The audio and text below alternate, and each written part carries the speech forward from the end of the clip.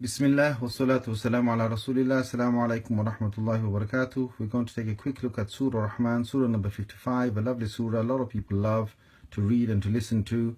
And there's a phrase in here, فَبِأَيِّ آلَاءِ رَبِّكُمَا تُكَذِّبَانِ, that Allah Azza wa Jalla, He repeats 31 times in this surah. No other surah has so much of a repetition of one ayah.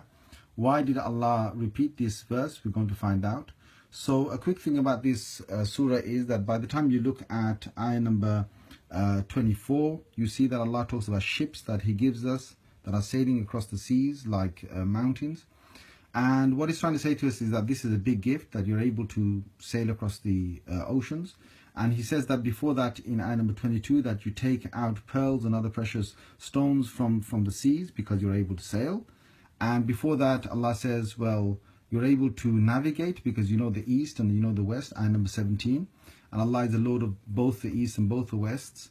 So again, He gave us this knowledge and this subjugation of the sea and the ships and so on, and makes us afloat. And we're able to take out the luxuries of all these precious stones out of there. But it says that if it wasn't for the way I created you, you wouldn't be able to sail these ships. So خَلَقَ الْإِنسَانِ, He has created a human being, and in a particular fashion and a mold that allows him to become a material being that can take possession of these material things.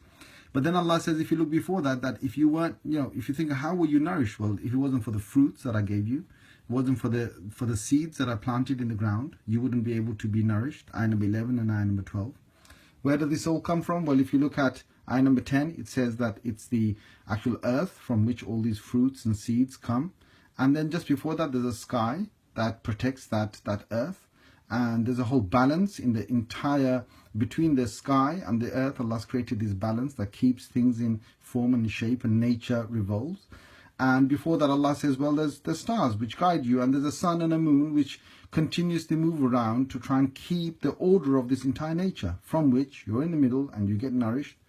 And Allah then says, just before that if it wasn't for Him creating the human being, and most importantly, teaching him how to express himself, how to communicate, how to talk to other human beings, how to express himself and make himself known of what's inside him, he wouldn't be able to do any of this. And on top of that, if he wasn't the Rahman, the most merciful, who gave us the Quran, if He wasn't the Rahman, the most merciful, now let's stitch it all up. If He wasn't the Rahman, who created the insan, the human being, who gave him the bayan, which is how to speak, who gave him the sun, the moon, the stars, the sky, the order, the earth, from which He then brings out the fruits, and He nourishes him, makes him a good human being, who's able to know his east and west, who's able to sail the seas, and who's able to take out his precious stones from the ground, then who would He be?